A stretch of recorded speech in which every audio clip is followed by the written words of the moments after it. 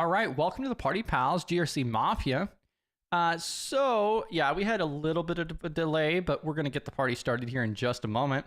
I see AB popping in, B Dubs popping in, Space Tacos, Cam, um, and so forth. So GRC Mafia, um, and then right out of the gate here. So we're here to break down barriers, foster collaboration and community, working towards a more secure future for everybody. Definitely a learning and growing environment. And we're going to go through the presentation with Chris Hidalgo, if I'm pronouncing that right this time, after like 2 years of knowing him. And then we'll be marking questions throughout the presentation. We'll open up the stage after the presentation if you'd like to come up, join the conversation. We'll have open discussion and so forth as well. Don't share anything that you don't want to be public. If you happen to do so, reach out to me on Discord, LinkedIn, or you can also reach me at contact@studygrc.org. Definitely feel comfortable asking questions and sharing resources along the way. And one of the best places, if you want to drop resource links or your social media profile, is on Discord. So you can hop into our Discord server, go over to the live chat channel. You could drop your LinkedIn there. We also have an introduction channel as well, where you can introduce yourself and drop your links there as well. And then you guys may be familiar with it or not, but B-Dubs has a blog publishing an article around cybersecurity GRC every single Monday, and then also this ongoing CISSP study group as well. We do have our website too that I'm dropping in chat for the rest of the platforms that we stream to. Oh, if I spell it right, it might actually go in chat. For the rest of the platforms that we stream to, our calendar and our resources page. Our resources page did get revamped recently, but now it has just more information on it, and it's just going to get better. Definitely check out our resources page. Let us know if you guys have anything else to add to that. We are going to change around a couple things around the certification section and split that up based on certification, like we have the frameworks lined out. But definitely looking for feedback and so forth in regards to that as well. Definitely want that to be community built, community driven, like everything else here. 8-bit popping in as well. Bam. Cyber Satyr. GRC Mafia. I'm going to go ahead and transition over in just a moment here.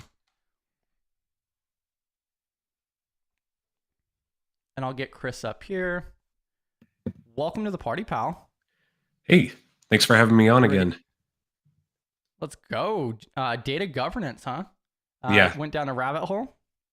Oh, for sure. So everyone, I actually ran this during our public speaking masters group, and I was explaining to Chris earlier, I was like, it is way deeper than I ever imagined, but there are a lot of applicable skills we have here in GRC that directly apply to data governance. So looking forward to it. And that's the last Tuesday of every single month, right? In the Simply Cyber Discord. Yes. Our next meeting should be end of May. Yeah, I was telling somebody else just the other day too, like that's perfect. Like you could just go into the Simply Cyber Discord server, you have the channel for the public speaking, and then you guys don't record, you guys are welcoming to anybody at any stage for presenting to just practice and improve on it. Yep. And I've attended quite a few of them. It's pretty insightful. And it's great to be able to collaborate as just kind of like partner groups, and hopefully people that get value out of that will pitch their talks to you and show up on streams. So, right? Hey, there we go. I'll go ahead and pass it over to you, and thank you very much. Like I said, you guys can go ahead and drop your questions. We'll mark those. Maybe he'll mention it during the presentation if relevant or otherwise, but we'll probably take those at the end. And then also don't forget about the badge as well. That information's in the chat as well. GRC Mafia. I'll leave it over to you. Let's go. Thanks, Chris. All right, let's get started. Awesome to see everyone here. 8-bit Oni, seeing a bye, Space Tacos, everyone jumping in. And thank you so much, Chris and the Study GRC team, for giving me another opportunity to talk. This one's going to be a little more experimental than I expected. So thank you all for joining my talk today. This is going to be Data Governance, a Primer and Pathway for GRC Professionals. So if you're not familiar with me in the group, my name's Chris Hidalgo. I have 4 going on 5 years in the GRC and security space. I have my Security Plus and CISA. and I'm currently working as a security analyst. I just started a new position, so everything is fresh and new and drinking out of the fire hose, all of that. Um, but before my security journey, I actually had a previous life in library and information science. So as I found out more about data governance, I'm like, this is kind of the marriage of library and information science meets security. So I wanted to share what I did in my deep dive and developed together a primer to share with you all. So why this talk? Let's get technical. So GRC professionals continue to have more and more demanding just kind of knowledge, skill sets, particularly in the privacy and data management. Thanks AI. We often hear more about the IT management side. So as you're going through certifications, coming from like an IT background, everything is more like systems, networks. You might do some like application security, and then the data side really kind of gets pushed away on the side. At least from my impression from the certs that I've taken, it's really okay. That's the database administration side, and we don't go there. That's a dark and scary place full of data analytics and data management. Let's not go into there. Really, we talk about data assets and knowing that the flows between all of our systems and applications are becoming increasingly prevalent in what we do in GRC. I do excuse the cat howling. He should he should be a little bit quieter later. A continuation of that. So back to that talk and kind of rant about certification materials. There's really a gap as far as like in our security industry on data management and data governance. So I wanted to fix that. An example, took my CISA and I've been looking into study materials with CISSP. So shout out to B Dubs for coordinating that course. They cover data management at kind of that ownership level and then just like move on. Um, if you're familiar with some of the Mike Chappell books, he'll often refer to DAMA as like the definitive source for anything data management related. They have what's called their data management body of knowledge, the DM BOK, and it is massive, like a 600-page book. So we're not going to cover all of it today, but a lot of the talk that I'm covering is going to hit those main elements as we go along today. So, our agenda, I'm going to talk first about what is data governance.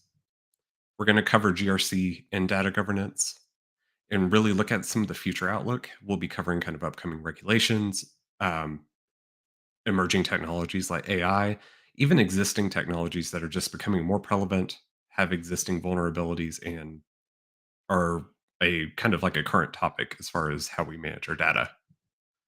We'll talk about skilling up as always and plenty of resources to share. Um, I plan on curating a full list of the resources I used for this talk and dropping them in the Discord. It got a little unwieldy to just kind of cram into this presentation. And then we'll talk about next steps on kind of a cost effective path forward to demonstrate your knowledge and further your skill set in data governance. So, first, what is data governance? I plucked this directly out of the DAMA DM BOK, but data governance is really that authority and control over the management of data. So, similar to what we would see on the security side, like the overall planning, implementation, monitoring, and enforcement of security within our program. But this is geared towards data assets primarily. So, I made this analogy because my wife loves the parent trap. GRC and data governance, are they secret siblings? Did GRC get raised by their American dad and data governance get raised by their British mom? You're going to see a lot more similarities as we go through today that they're closer to siblings or kind of cousins rather than being far apart. So in GRC, we're writing policies, we're creating security awareness messaging, we're doing audit reports, gap analysis, risk assessments, the whole nine yards. Surprise, data governance basically does the same thing. We're writing policies, creating standards. We may be doing more data literacy, and it has some security awareness components, but really all those core areas and the assessment of those areas, they're in data governance roles too. Some examples that I've seen. So I was curating as I was looking through in a previous job search on kind of like, okay, what kind of skills do we look at in data governance? You're going to see developing those policies really with data integrity and quality in mind. You're going to see access control policies regarding data, data classification, data minimization. Data minimization is a little bit of making sure that we collect only the data we need so that we are really honing in our kind of our threat exposure, making sure that we don't over collect and that exposing more risk if it were to be breached. Data retention is also kind of hand in hand, making sure that we're holding on to that data as long as necessary and properly disposing of it afterwards. You're going to be collaborating with stakeholders across departments. You're going to be writing standards and making sure that you're enforcing adherence to those policies. And then as I was going along, there are some common data governance tools that I was seeing in the industry. So Informatica is a metadata management tool. It has it's pretty powerful. It has other features as well. So I wanted to mark that down as kind of something like if you chose the tool to learn, probably Informatica. Going down, if you are a Microsoft shop or interested in like more of the Azure side, Microsoft Purview and Microsoft Fabric are becoming even more popular. So I'm even seeing these getting incorporated into the AZ900 or in their own certifications. And then Snowflake is also a very common one as far as data management goes. So I wanted to show kind of the context of the picture of where data governance fits within the business. This is summarized from a Maven Analytics slide covering the same content. So really establishing that overall strategy of how your business is using data, and just kind of the goals oriented with it, depending on what industry you're in. The data architecture, so really the design of the structure and flow within systems. Maven has a great analogy for this. Really, it's like the plumbing and piping of where data goes. And then to follow along with their analogy, data governance is almost like the building codes of how to use that data and what standards do we want to have in place for the use of data. So, working through that DAMA book, they have what they call the DAMA Wheel. And it's funny because we covered three pillars there, but data governance almost has like a whole wheel of sub areas about it. We're definitely not going to cover all these today, but I did want to show it here. You're going to see a lot of familiar things. You're going to see data security in there. You're going to see data storage and operations. So, there's going to be that business continuity kind of recovery base within data management as well. But really, the main areas I wanted to cover today are going to be these. So, metadata, that's a pretty specific definition that we'll be walking through today. And I'll try not to get too into ISO. I think I have like maybe two instances of ISO in this talk, but they have a standard for metadata. Reference and master data, data modeling and design, data quality. Those are going to be the main areas we cover. Talking about kind of the roles and responsibilities in data governance, I want y'all to focus on two definitions. Everyone's got like a whole slew of definitions. Let's stick to these two. So you have your data owner. It's going to be that high level individual. So think like C suite, executive level, or they could be kind of whoever's designated as that role. They oversee all of the data types within their given job area. So think like your CFO is in charge of all the financial data ultimately of the company or the organization. Data stewards, this is where it gets really messy. Um, just know that they manage data on behalf of others. So, and they may have other duties well with handling that data just to reduce data risk and extract as much value as possible. So, really, they're kind of the molders and shapers of the data that's being used. Data governance controls. So, as I was going along and trying to draw those connections between data governance and what we do in GRC, I was thinking on like, do I refer to NIST CSF? Do I refer to ISO 27001? Do I get banned from doing talks again by covering ISO again? I decided to chose a like unified framework, almost like a whole catalog. Think like a NIST 853 level of controls. It's an absurd amount with the secure controls framework. It's open source and maps across really any kind of framework you can think of. And I went through and filtered. So I filtered out 196 controls that are data governance related, data classification, retention, or like data protection impact analysis or assessment related. That's about 15% of this whole catalog that are data governance related as a suggested control or a program in place to mitigate a lot of those risks. You'll see similar NIST CSF functions for it too. So on the governance side, we are really like before boom. So we're at that detect, identify, protect. We may have some respond and recover duties as well, but what you'll probably see in data governance is more of like the business continuity, making sure that we have correct backups in place or traceability to like the source of record system. And as I was filtering this out and kind of manipulating it, I wasn't even including the AI controls they've implemented. So could be way more than what I've listed here. So plugging along with those sections of the DAMA wheel, we have metadata. So think of it as data about data. We've probably seen it with like EXIF data, like you create a picture, it has, the dimensions of the picture, the format of the picture, the camera it was taken from. You have data associated to another piece of data. So it really explains general characteristics of it, content, format, purpose.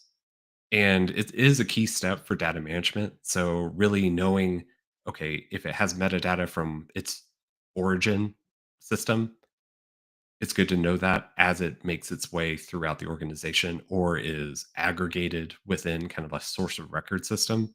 So knowing where it originated from, it might have other details of like when it was last backed up, how current it is.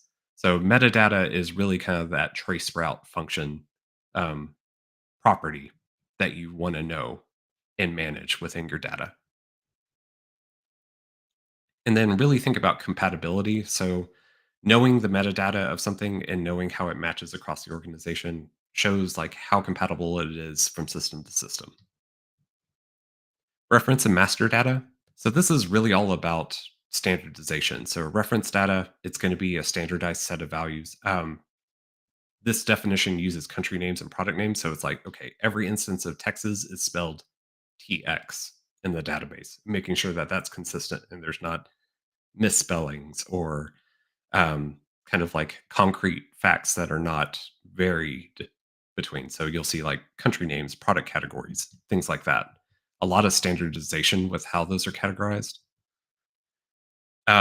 Master data, it's going to be those core data sets. So anything customer oriented, employee oriented. Think of this as kind of your ERP. So making sure that all the employees are consistent throughout the organization, especially when it comes to payroll processes.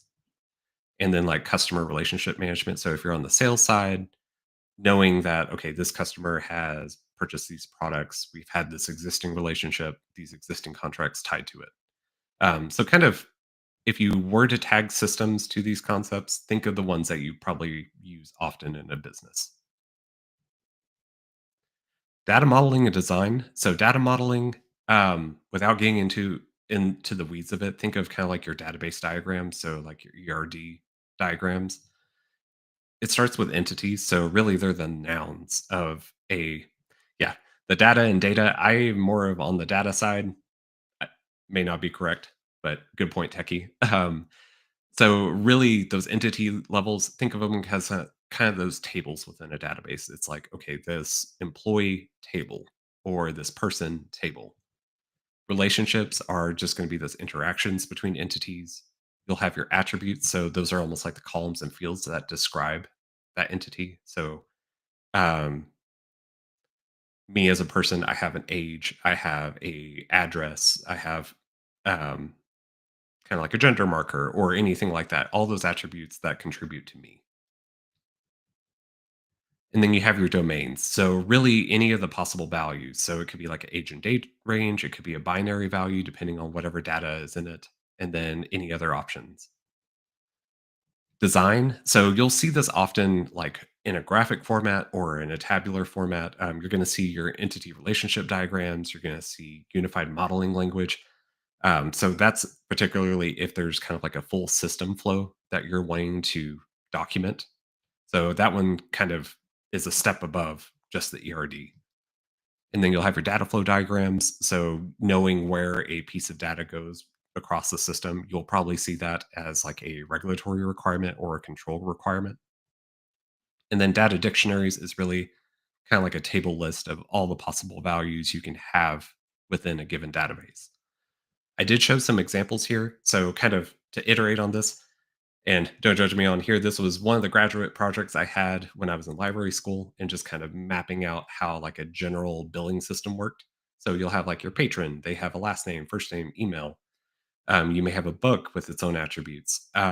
Really, you'll see kind of like these tables have relationships and then they have specific actions on how they interact. And then they may have specific fields that have their own restrictions or constraints on what can be entered into them or what kind of data they accept. So that is where you see that data dictionary over on the right side, just to kind of illustrate those concepts. Data quality. So if you are coming from like an audit side in GRC, we're also conducting audits here. So it might be like a data maturity assessment, making sure that it is reliable and accurate, making sure that it's up to date. You may perform what's known as like a quality assessment. So all of those areas we were covering just kind of in a more formal structure and kind of basically rating the quality of a given data set.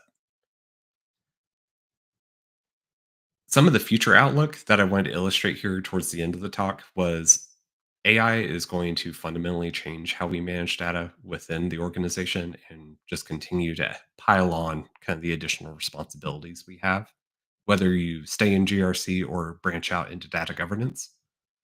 So, fully integrated in the data management lifecycle, I plucked this screenshot from the data management essential training, really illustrating that like AI's governing the management cycle as well as our data governance and compliance on either side. And that makes data quality even more important because as it's pulling from multiple sources, we don't want that garbage in, garbage out skewing our models or shifting how our data is interpreted. And then also the vulnerabilities involved with AI models as we start welcoming it more into the enterprise setting or building new models off of enterprise information. So that drift, hallucinations, um, all that ingestion into a model or influenced by a model is going to be a data governance problem to solve. APIs, as I talked about earlier, just it's an existing technology, but as it becomes more and more widespread and adopted, knowing the inherent issues with it, where it has that direct access to data and circumvents a lot of those kind of like traditional controls we would see, just because you can tap into an overly exposed data set. API University also goes into this in a lot of depth, literally showing just kind of how you can leap across all the controls in place and just hop into data if it's mismanaged. And they also cover that OWASP API security top 10. So you'll be able to kind of see the access controls with data management, um, really securing that API endpoint and that database that's tapping into. Regulations are going to continue to be more of that future outlook for data governance. So, of course, the EU has their GDPR, we have our CCPA, and additional privacy laws are being passed statewide. Recently, we did have that Department of Justice ruling. So, personal data, government data. Um, my wife was super helpful in pulling extra articles as we were going along. And I was like, okay, I need to do a clean cutoff of how many resources we refer to. But also, over 20 states do have data governance program requirements, including like where I'm from, Texas. They have a whole section of the Texas DIR, the Department of Information Resources, data dedicated to data governance. NIST is also jumping into the game or kind of refining how they have their existing profiles, coming a little bit more from the privacy side, but they are currently working on a data governance and management profile. It's still in those early draft and kind of call for comments and revisions. But I imagine by the end of 2025, going into 2026, this will be closer to final. And then coming more from the EU, UK side, you're going to see that Data Governance Act also being in place for anyone in the handling of EU citizen information. So we're seeing these being enforced actively and continue to be, more relevant in our industry. So scaling up in data governance, I really wanted to kind of dial it back because I know this is a lot. As soon as I started mentioning data analysis, it's like this is something I haven't touched on a whole lot as I've been working in security. Having those base foundations, though, will get you a long way there, and you can have a good starting point in your journey. So, knowing kind of how basic information system management works, like from a change management side to a secure development lifecycle, some of the data modeling examples I showed earlier, knowing how an ERD is created or being able to understand an ERD and know how like the underlying schema of a database works.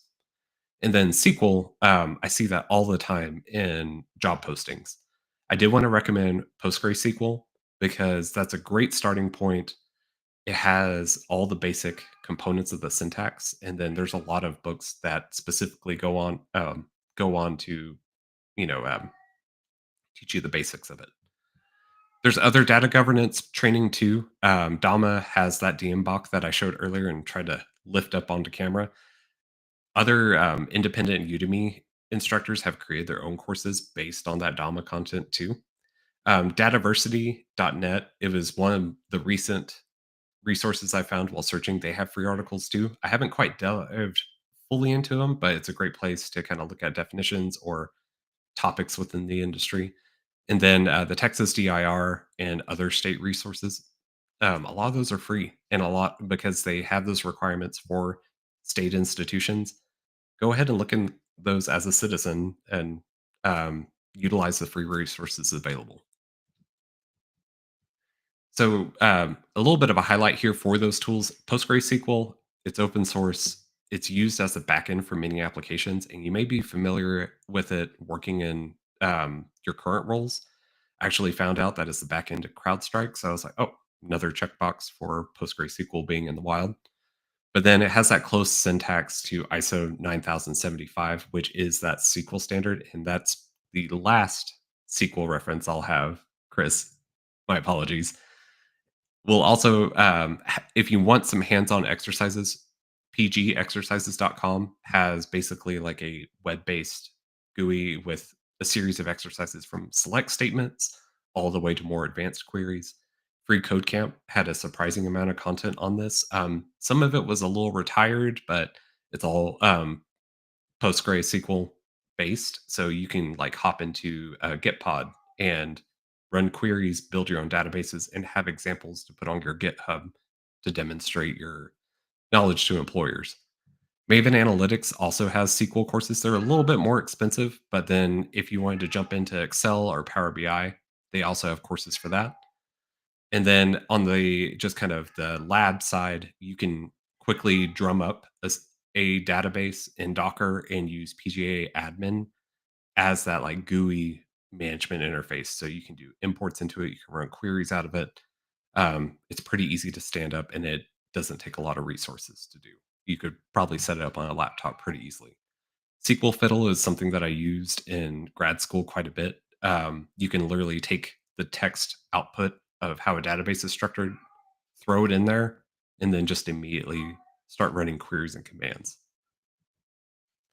So, some next steps as I was going through this, I was like, okay, so where does someone go next? And I think the most cost effective path is gearing more towards the LinkedIn Learning because either you subscribe to it as a premium subscriber or maybe your work offers it.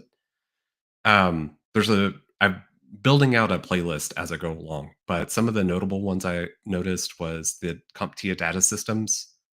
I had no idea this certification existed, but Mike Chappell has a course, and like we've said before on the channel about Network Plus, it's more about the knowledge than it is to test out on that.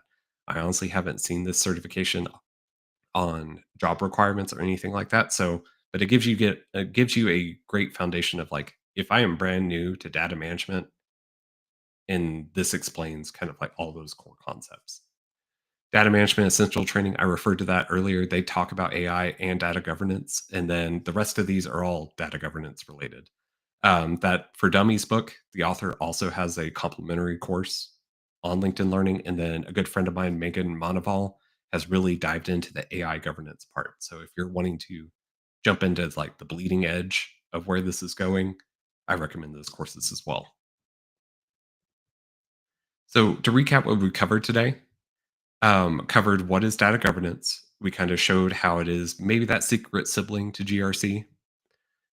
We also covered those, just kind of that direct comparison between the two. Some of the future outlook from both kind of the regulatory side and the emerging technology side. Some resources. I definitely am resource heavy in my talks, but I try to curate as many free or cost effective ones available. And then covering those next steps on kind of where do I go from here? How do I demonstrate knowledge or show that I'm actively learning data governance? Um, I appreciate all of y'all's time today, and it's been awesome to jump in on these. Life's been a little busy lately, so it's been great to talk to y'all, share what I've been learning along the way, and maybe make this topic a little bit easier to understand or at least give you a path forward. So, if you would like to connect with me, I'm still very GRC focused. Feel free to reach out to me on LinkedIn and here on the disc on our Discord. I'm active on Study GRC and the Simply Cyber Discords. Any questions? It looks like we have quite a few. Yeah, there's a few coming questions through. here that we'll go through. Something I was going to mention real quick. So if you can go back to that next steps slide, could you grab the link for Megan's course by chance? I've not heard of that one before. Yeah, I think yeah, that slide absolutely. is really useful. Yeah, and I'll drop all of those either in the Discord after today, Okay. and as I'm kind of curating these resources, I'll make sure everyone gets them. But I can share these slides too. Awesome. Yeah, I just ordered the book itself. It is not a cheap book. Just a heads up. No, The DAMA book for data management Mhm. body of knowledge, second edition, it's like $75. But nothing like textbooks. I mean, come on. Yeah. A little bit of a secret, Chris, if you can cancel that purchase. I mean, it goes to them, but eBay, a lot of people will buy this book and Oh, then just sell it half man. price. See, So you got all the yeah, secrets over people will here. get it. Uh, Yeah. yeah, and then you also touched on an EU regulation in particular, but I was going to congratulate you. You went through an entire presentation around data governance without mentioning ISO or the CIA triad. Uh, yeah, I only mentioned ISO maybe twice. I was gonna actually have a counter on this at some point, Yeah, that's but what I would have we almost done. have to put up that banner that PBO has, like warning, ISO warning. So, And then, but they are free standards this time. So hey, bam, there we go. Um, yeah, I didn't even know about that NIST one. And then you mentioned the Data System Plus from CompTIA. You've taken the training for that too? I hadn't even heard of it. I never looked at it. yeah. I took the LinkedIn Learning course just to get refreshed on it, but it will talk about kind of structured data, unstructured data. The books that are associated to that course are also on Perlego. So that for those that aren't familiar, it's my favorite ebook library subscription. It's pretty cost effective. I got grandfathered in, but the amount of books and kind of publishers that are on that platform, it's well worth the subscription, For and it saves you having to order a lot of books. I'm sorry, which platform? Perlego, I've never even heard of that one. I usually just order off yeah, of Amazon or a local bookstore, to be honest. Like the local bookstore typically has better prices than Amazon, actually. yeah, yeah. Um, I definitely, yeah, shop local for sure. Definitely. Bookshop is a good one if you wanted to get a book and it go directly to a local bookstore. I'm gonna have to look at I that. try to avoid Amazon, but Hey, um, yeah, I per mean, Lego was kind of there's not that many options nowadays. They've done a pretty good job, at competition. yeah, it's pretty brutal. Here, let's go ahead and PBO's coming up too, and I'm gonna pull up one of these questions here. So, like PBO just Okay. asked, I never thought ERD modeling is data governance. And some of that is having clear documentation on those, but knowing how interrelated systems work. So kind of having that foundation of like, hey, I can read a ERD diagram and have a vague idea of how the database is laid out. But that was something that was new to me, and I started seeing it all the time in that DAMA book because they actually kind of start back at the basics. So, yeah, thank you, PBO. Yeah, I need to dig in because I started off as a programmer. I love ERDs. That's one of the things. Because obviously I got a bachelor's in computer science. I just never quite linked that until you did. In a couple audits, a lot of times they want you your data dictionary ERD to say this is the social security numbers, this is your data. Then I think the next step of that, especially in AWS, if you tag it, now I can say if this IRS data, don't move it to a European region because it's not allowed. In the same way too, I could tag European data and make sure you can't move it somewhere else, right? So that's the technical use of data governance. So. And just to clarify, we're talking about the entity relationship, classification. Right? Yes. Mm-hmm. So that's part of it. As part of your tables and the ERD. branches. Yeah, because that shows you your one to many, your many to many, your one to one. But I think the nuance of that is tag it so then you know where it's at in the database. And now we got data lakes and data pipes, and so it's kind of keeping track of where it's at. For me, it's getting kind of harder because a lot of times people are pulling, especially with AI and machine learning, people are pulling data and they're keeping it out there because they might use it for another process. So I'm like, okay, where is it at? Is it in the lake? Are we putting it in a data warehouse? Are we keeping it in a data mart? So it's just not in databases anymore on an S3 bucket in a raw data lake. So kind of keeping track of all that from the governance point of view is kind of piquing my interest a little bit, to be honest. What the hell is a data lake, PBO? A data lake. Yeah, see, Chris got it. Oh, too, Chris, I was talking about you the day I called you Mr. ISO. I don't want to talk behind the back. I was like, where? I'm coming to Mr. ISO's presentation today. Yeah, thank you, PBO. Oh, you're welcome, man. I don't want to talk behind your back. Me and Chris was chopping it up earlier. Yeah, and AB dropped a link for Megan's advanced AI governance. It looks like it's on LinkedIn Learning, so it looks like I need to get another sub to that. So typically what I do, like you just mentioned a couple things around the books, but like with LinkedIn Learning, I'll just like stockpile like 6 or 7 different courses I want to do, pay for a month, knock them out. There I go. So, Yeah, I got about 12 I've got on Udemy. Exactly. I'm a Udemy guy because they sell every corner. I'm doing Power BI now is my thing to because everybody's doing dashboards with the data governance. So yeah, I thought that was an interesting question from CyberSater. Yeah, and CyberSater is awesome. If you guys aren't familiar, he's posted in the Discord server as well about building out connected frameworks, mapped frameworks together in Obsidian. And he published that publicly on GitHub as an open source project as well. Definitely check that out. We have that pinned in the Discord server. I find it really awesome because with Obsidian, you have the map view diagram for everything. And so it looks really neat when you start connecting all those together in Obsidian. Really cool project. But yeah, over here, he's asking about metadata management related to having metadata about files that can't have info about them. Okay. I need to dig into that because I thought Purview, you could do Word, Excel, and in Purview, you can actually go through chats and SharePoint, I thought. And I thought we tagged those. So I need to dig into that. I'm not saying cyber because a lot of times one of my jobs used to be is legal would come in and say we put in a legal hold, meaning we getting sued, so these people can't delete their data. And Purview says even if you delete their data, they're not. We're gonna send it to the back end and mark it. So then they would give you these words, and you would go through their email, their back end, and you would wrap it all up and send it to legal because they're using it for depositions or something. So that's what I use. Yeah. So that's what I use Purview for. But I thought we were doing chats and other things too. So I need to kind of dig into that.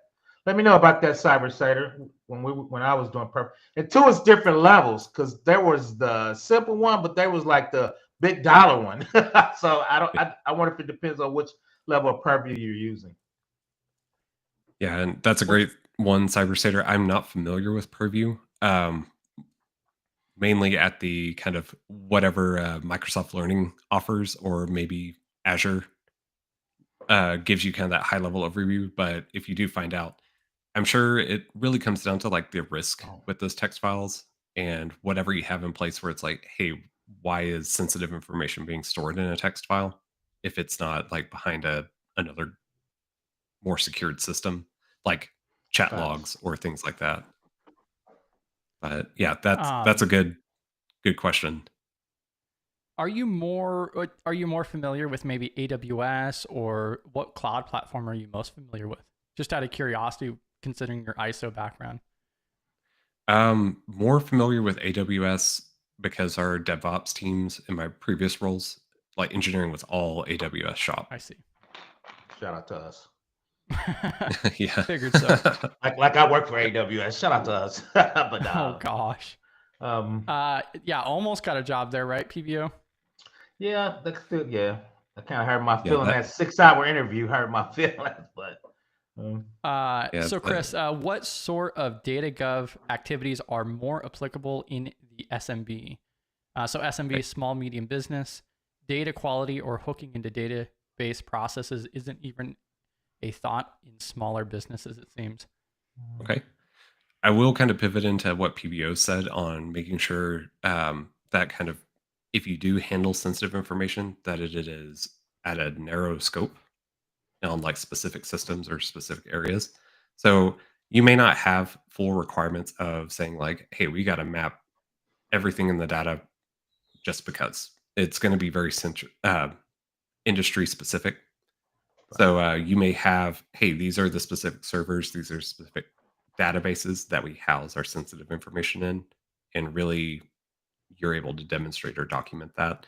Um, in a data governance role, like the times that I've interviewed about this is like reaching out to, say, like a smaller clinic and knowing that they're like housing patient information on the authorized portals or the authorized like database is for it. That way it's not just scattered across the organization. So it might be making sure things that aren't in random Excel files floating on like local workstations, a little bit more small scale. And it depends on Um, what you're aiming to do. no. and this is directly coinciding with data classification as well, right? Because that's Right. also, I've heard multiple times that, especially when you go into a small business that has absolutely nothing, Right. the number one thing you got to do is categorize, and that also includes the data classification. Like you got to know what you're working with, what's even going on, and that could be scary, especially when they had nothing prior. Yeah. That's the Christmas. I think that's the exercise you need to do as a small company when you're coming in there is what's your data for classification, what you're using it, and where is it at? Because you said people got stuff on their desktop, their C drive, OneDrive, and then the thing that people don't realize, then they start emailing in unsecured emails. So you're like, okay, what email am I using? So I think that's the big exercise. I think a lot of people know what data they're dealing with. They just don't know where it's at because it Yeah. starts So, proliferating That real like sprawl. I think one good example of this is there was a delivery company, and especially the old time drivers that were there for years, they had saved all of their customer route information in their own personal phones. So they literally had thousands of contacts with addresses, names, phone numbers, and even order history saved in their personal devices. Facts. Yeah, That's that's a really rough. good example.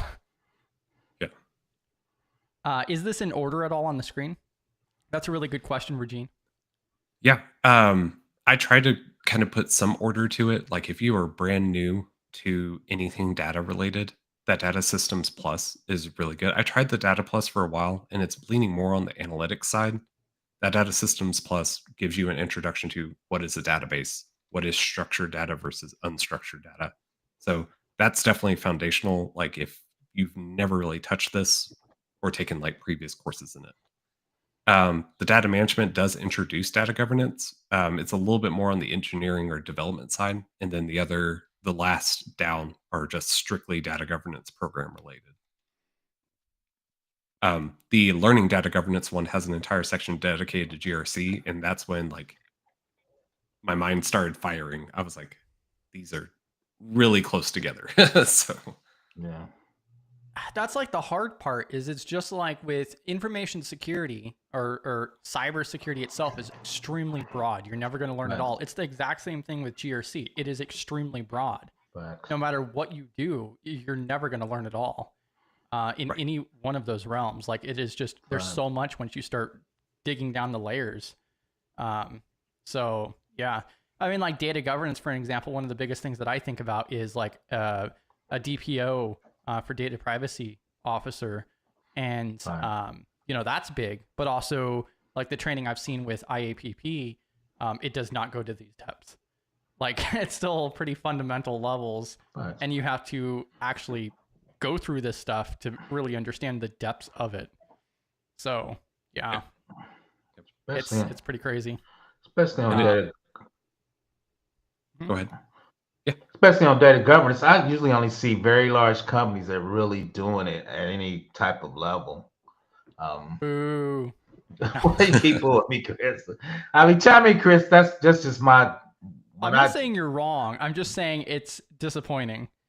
Okay, and then we're gonna go through and knock a few more of these out. Yeah. Do you see data governance colliding with DLP controls? Data governance actually does have DLP controls. So like those are, it's part of the controls you would be implementing in your data governance program. So they're complementary. They shouldn't be really colliding. Like if your classifications are set up and your DLP controls are complementing based on that classification, it's all part of your data governance program. That's another thing too. It's like sometimes it's never formally named a data governance program. It's probably just the information security program. Yeah, if I could spell correctly, DLP for data loss prevention. Right?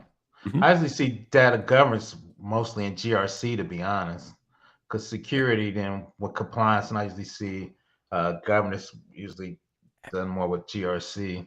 Everything's GRC. Come on. Yep. So it's where we're trying to steer towards, or try to make people realize. But the same thing, Chris. I only see medium to large companies doing GRC. Well, hopefully we can change that moving forward, especially when it comes from the cost perspective. Shout out to site. Most people don't know what Regex is. Shout out to Regex. I was doing that something a couple weeks ago. Most people don't know what that is. Shout out to CyberSater for the Regex. Hard to find the risk of the text files because common regex that the classification tools use isn't perfect. The only good solution is having the people themselves classify and tag. Oh, 100%. There's AI that's built just for data classification. Yeah, but how's it going to do it? Because we were playing around with it. If I got a social security number, is that coming from the state? Is that an IRS? Because an IRS social security number means it had to come from the IRS. So if I do a state tax return, that's a state social security number. If I bump it against the IRS, that's an IRS specific. So those two classifications are different. I have no idea. I know you've talked a lot about 1075, but facts. Yeah, that I have no idea. I didn't even know there were two separate numbers. They're not separate numbers. It's where you got to define of what it is, right? So if a state tax, if I file a state tax return, that's not a pub 1075 because I didn't get it from the IRS. Now, if I use the IRS to say this is my federal tax return AGI, if I pull that down, now that's a pub 1075 classification. The IRS number is the same as where I got it determines the classification of it. It's disappointing you're not a CPA PBO. I have an MBA. I'm close. No, I'm just playing. I do have an MBA though. You can make some serious money at this point. Oh no, I could never get my accounts to balance. I'd be like, this PBO $4. I couldn't figure it out. But CyberSater, I think the governance is you running Regex to say you have it. Then a lot of times is okay. This is a social security number, but once again, where did we get it from, right? Or we ran it through a data lake.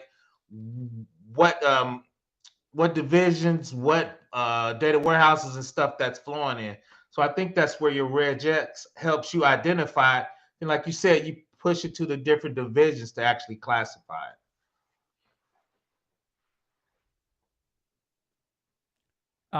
Yeah, and then Chris, did you have anything to add on this one here? As far as like the classification?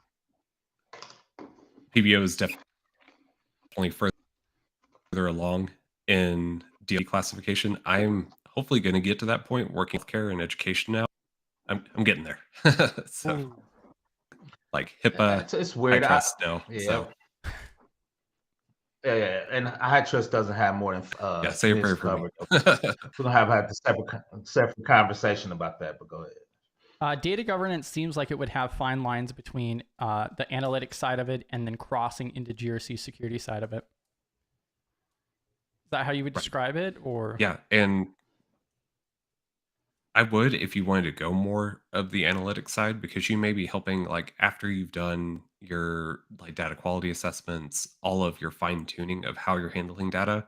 It's really helping consolidate. So that master data that we covered is really like that source of Mhm. truth. So you may be pulling analytics out of kind of like a master dashboard or master data Mhm. system. So that way you can run reports out of it and it all lines up correctly. Um, Power BI is a big one. Fabric's trying to become like a leader as far as master data. How Yeah. specifically have you Quick one seen from AI used in Kitty. data governance? Oh yeah. The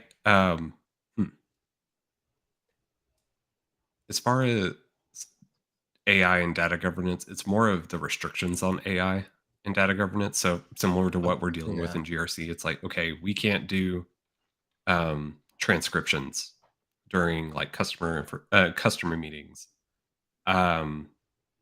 We can't, like in my case, doctors or researchers cannot, interview patients using transcription based AI systems. So it's more of the control of what AI is being used for. As other companies, it might be like, hey, we're trying to develop a product with an AI backend. How do we take the data we're ingesting with our products and make it AI driven? So I could see it being used on the flip side as like a business enabler rather than a business risk. But may have tiptoed around that question, but that's basically where I've seen it in my current work is, hey, what information are we actually putting into these AI systems, because they're now being integrated in like productivity tools. Well, what I've seen though is, and I'm I'm still a little iffy about it. Enterprise Copilot means you have your own version of Copilot. It's not going out. People are actually dumping all their documents in there and selling it. Go in there and see if you can find an SSN and let us know. Go through our ERD diagrams and see if we're doing data classification right. I'm kind of a little iffy about that because that has all your company's IP in it now. But they're like, oh Yeah. no, we trust Microsoft. They're the best company in the world. You are insane. But I've seen people trying to have it crawl through their databases with AI because now Copilot's in Excel and SharePoint. So I see a Notepad. lot. Yeah. So I see a lot of companies talking about that. I'm a little iffy about that, but they're going to say, okay, Copilot, here's our governance, here's our standards, here's what we have is private data, informational data, federal data. This is what it looks like. Go through our documents and see if we miss anything, which I think is crazy. But I see people Like, starting to do that. sorry, Chris. Yeah. Oh, Go ahead, you're fine. Chris. Yeah, I was just gonna thank you for your time today and so forth, and let you slip out the back real quick if you wanted to. Yeah. Appreciate A appreciate quick you. note on that too, but to PBO's point, like Copilot is really testing those access controls, because if it can tap into OneDrive and SharePoint, someone can ask for documents that they wouldn't have known that they had access to. So it's really showing like, oh, our permissions are shot because we're able to Oh yeah. access multiple departments. So, Real but Chris, yeah, before you jump that out. is. All right. Go ahead, Chris. Finish. My bad. Oh yeah. We can finish this thought, Chris, and I could stay a little bit past 7, but then I'll wrap up after we kind of finish this as an end cap. But yeah, Oh yeah, My, you're go good. ahead. Yeah, no worries whatsoever. Yeah, we really appreciate your time and so forth. Each one of your 100% presentations have been absolutely awesome. facts. Um, But yeah, real and definitely quick, check out his public speaking event the last Tuesday of every month as well. I try to attend it when possible. It is difficult because B-Dubs just happened to schedule right alongside his. B-Dubs stepping on toes here. That's okay, meetups. shout out Yeah, to who B-Dub. came first? Shout out to B-Dub.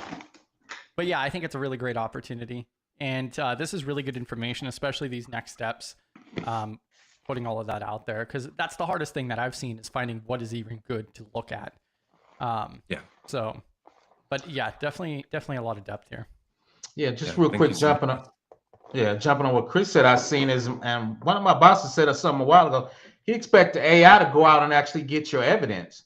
He said if it knows what our SSP is and it knows what your AIM, if you're doing ESET, Defender, it knows what the evidence is. So he was thinking about it could go out and pull the evidence and take a screenshot. I'm like, come on, man, that's kind of Terminator-ish. So that I was really perplexed when he said that. I was like, so I don't know. So that was a little different from a GRC data governance, is have it just really do the assessment and pull all your evidence for you. Well, and what I would add there too is that like we already have these services that are doing SOC level 1 work. Right. So I don't think we're that far off from a risk, an auditor from going in and actually prompting this AI bot saying, hey, you know, give me this, give me that. I need these server logs. How is this configured? And even assisting with like network diagrams and so forth. I don't think we're that far away, to be honest. Well, a lot of times is I do those AWS services. A lot of the AWS config, when it scans through, it pulls the evidence from CloudWatch and the API logs and different settings you do. It pulls it down already for you. So I'm just thinking, what's the next step of is having that, pulling the Active Directory stuff, pulling it from your ticket systems. A lot of times they want to see you onboard and offboard in a time frame. I was like, so I just never thought about it, just going through all those systems and like, here's our onboarding, offboarding ticket. This is what it looks like. This was the time frame between there. So I just never thought about that next level in AI. So I might start playing with that. That kind of blew my mind when that came up. So yeah, and it's kind of scary because it's like having a flat network, basically, with all the data that AI can touch. But thank you all so much for this evening. And I do have to jump, but it's been awesome catching up with all of y'all. And I hope to catch the next live streams. New job, been way more busy than I expected, but I appreciate everyone's comments too. And thank you so much for your time today. Y'all take care, okay? Appreciate you. You have a great night. GRC Mafia. GRC Mafia. Good night. NIST for life. He's ISO, man. Don't disrespect ISO, man. Hey, I got him on video now. NIST for life. Facts. That was a great presentation. So it's a good thing we got you up here, PBO. Let's get some of these technical questions too. Okay. So I was thinking about sliding the analytics. Oh, I think I just covered that one a second ago. No, go back. Go back real quick. If you don't mind. I don't think I can go back. Oh, it's this one right here. Yeah. The sliding the analytics side of data governance in a good way to show the value of an org for the GRC side. Yeah, I always kind of separate those. I like analytics. To me, data governance is making sure analytics is doing what it's supposed to do. But there's definitely analytics side, because there's what's your logging, what are you tracking, what's your completion rate for DLP. So there definitely is analytics side.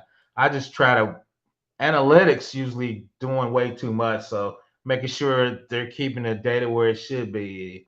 Once again, if you got federal data and we got European customers, making sure they keep the data where it's supposed to be at when they're doing their pipelines and everything. So that's more what kind of think about when I think about that.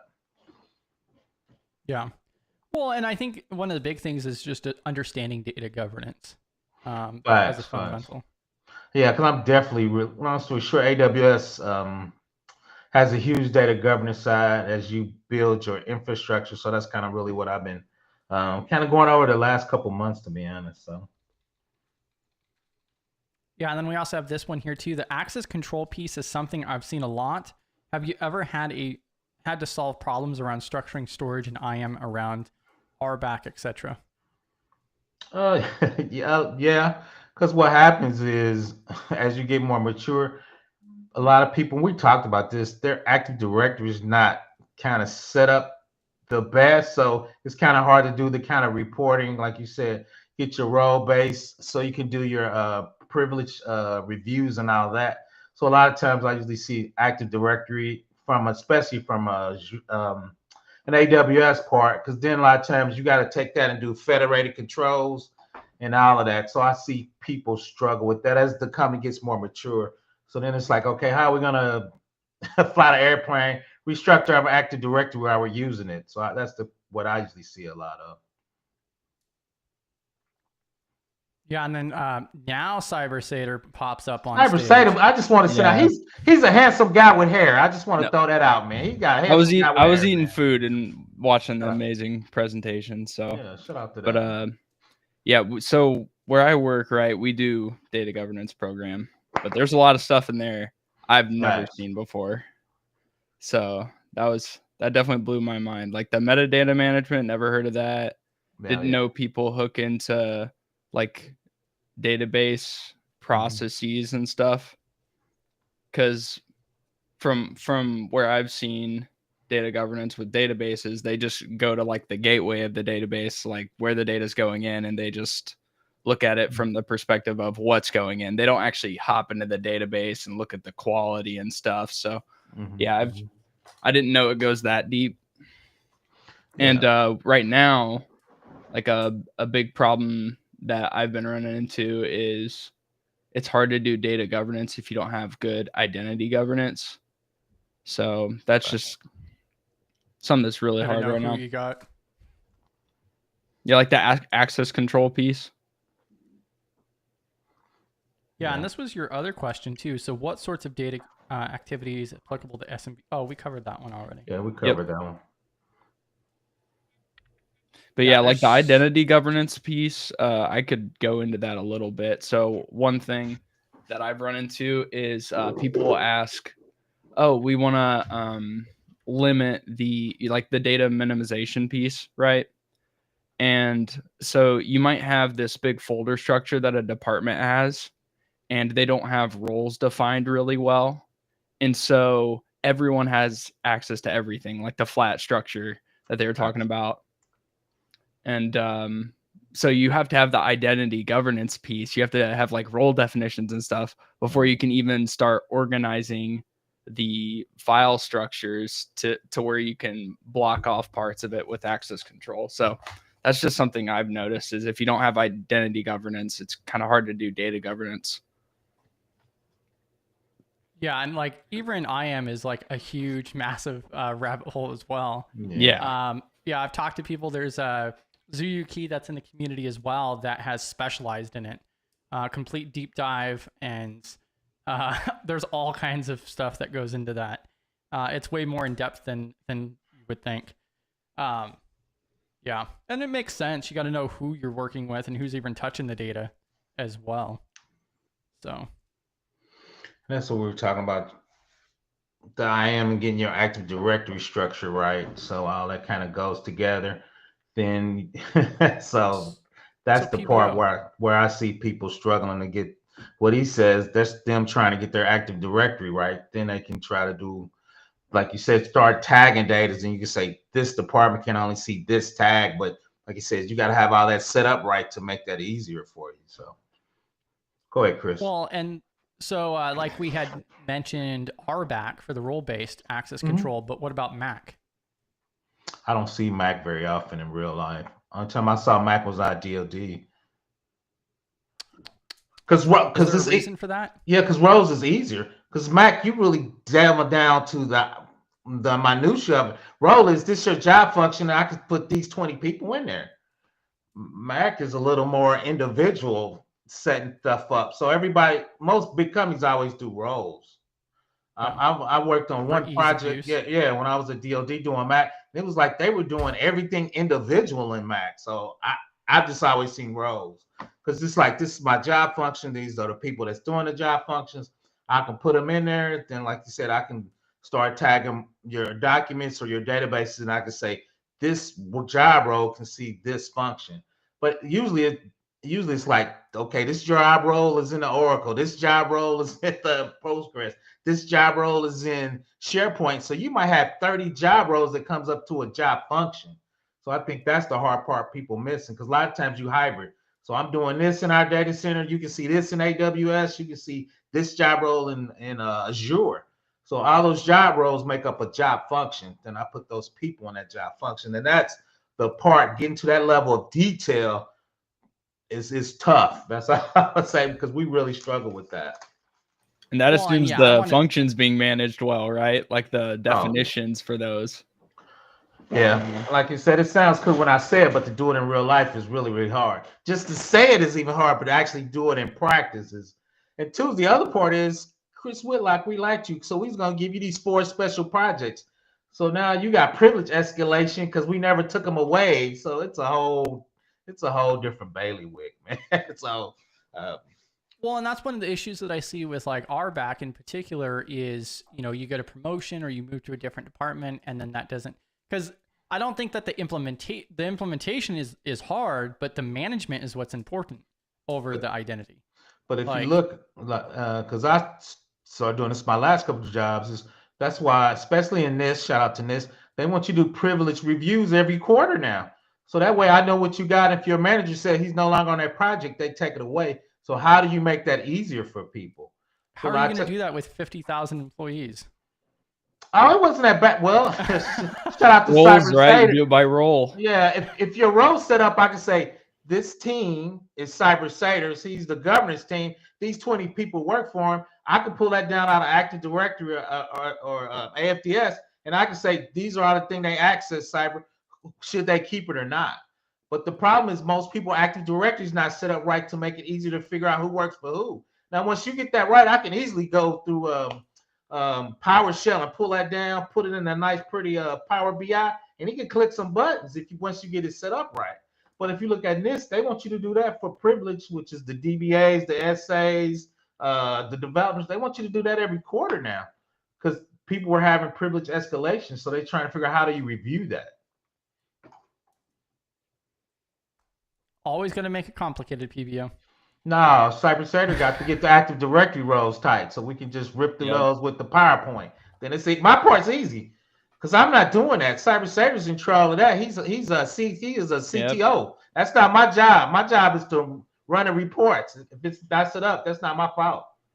Yeah, ready. Did you want to give a rundown about your project too, CyberSater? Oh, my project? Yeah, so Obsidian, awesome tool, super extensible. It can be a basic note-taking tool, right? Or, I mean, you have a really cool text editor. That's what Obsidian is, but you can extend it to do way more than that.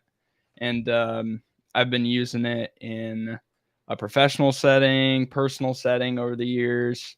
And I got a lot of stuff I'm building. So I have a GitHub repo that's open source. It's got some projects in there that can be tracked. I can add collaborators. So I'm just going to be sharing a lot of resources around how to get started in Obsidian and start building your own digital garden, so to speak, or second brain, where you can manage all of your knowledge around stuff like cybersecurity or other stuff, personal, whatever. But yep, there's some specific cybersecurity stuff too that you can do in Obsidian. So yeah, and you publish that out on GitHub, and then also you have that Discord server now too, right? Yep. And one thing I'm trying to do right now, like the big project, is map out all the frameworks in Obsidian and represent them as note pages. Because the idea is you can easily link to a note page pretty much on the fly in Obsidian, and it can kind of act like an evidence mapping tool at that point. So that's something I'm trying out, just building that project out slowly. And since it's on GitHub, you're kind of looking for community assistance on helping build that and map it together, right? Yep. Doing the actual project stuff would be in GitHub, and then just communicating in Discord if anyone wants to collaborate. But I don't expect anyone to be interested in that. But if you are, yeah. Yeah, I dropped the Discord link as well. If you guys are interested, you can join the Discord server. What type of help are you looking for, CyberSater? Well, I'm coding it in Python, right? So it pulls in all these framework CSVs, right? And then it translates them into Markdown, plain text notes.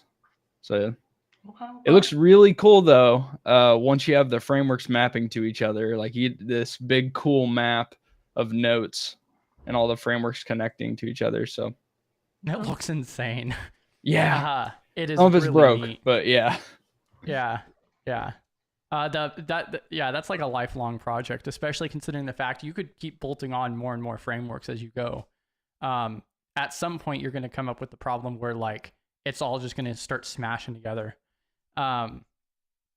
but really, really neat. I think it could actually be a huge benefit too, not only from the learning side, but from the business end.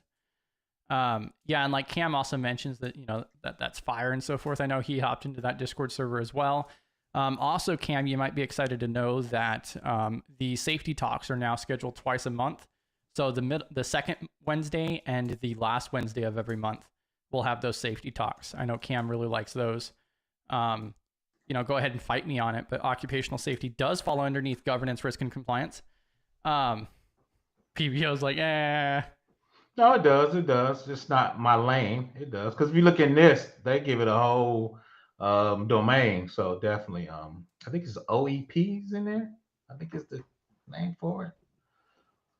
So that's actually one of the things that I don't see with the high trust is occupational safety whatsoever. I want an apology. Yeah, and it's pretty, I would say it's limited on physical security as well. Like it just derives from the 53 controls. Facts. So 53 is better. It's literally 53 plus 61 different frameworks bolted together. It's the big brother of 53. Come on, PVO. That is incorrect. We're not going for that. That is incorrect. PVO is gonna rage quit. Fact. Yeah, and then also I did publish the monthly giveaway as well. Every month we do that giveaway. You just join our Discord server, hit participate in the giveaways channel as well. So one of the blackout hats, and then also the fact book. So about deep fakes and disinformation in the AI age. So that's a really good book. Let's see. I think there was something else here too. I feel like we missed something. Yeah, and welcome to the Party Pal, Reddy, as well. Coming over from Microsoft AI and Security Summit. Talking about Copilot AI. During the Wild West Hacking Fest Denver, Mile High, they had an entire talk about Copilot for the ending keynote. And it was very, very scary. Yeah, somebody reached out to me, and I was so dumb. I didn't know you can have a corporate co-pilot where it just stays in your corporation. So we were uploading GRC documents in there, and it was doing the risk analysis. So they took the company's third-party company, which they had their trust center. So we took all their policies and procedures, uploaded them. Then we asked it, like, do they have the 20 policies and procedures? What's their breach notification? Is it less than 72 hours? So Copilot just start answering it and stuff we couldn't answer. Then we goes, these are the questions we need to send back to the vendor. So I might do that online, use Copilot to do a third-party assessment. So I thought that was interesting from Copilot. So I'm trying to get this course. Has their AI too now. Yeah, I was gonna start doing Bedrock. They actually have 2 AWS certifications, so I was gonna take those next. After your CISSP? Man, stop putting peer pressure on me, Chris, man. But probably. So yeah, because I'm behind. Shout out to CyberSaver. He young doing that cool stuff, man. I'm still using OneNote. So I got to at least get into the I got a script for that. It can convert to Obsidian for you. Yeah, let me get to Obsidian. So yeah, so I at least so at least got to just start doing some of the newer stuff. But it's way better. Oh, I'm sure. I'm like an old dog with my bone, man. People take my bone, I start growling, man. I'm old, so. You know the best thing? Obsidian's completely free, and you own your information. And now businesses can even use it without a license. So, Chris, like we did that one thing, did you do a third-party assessment? Did you read the T's and C's, young man? It doesn't even connect to the internet. It doesn't matter.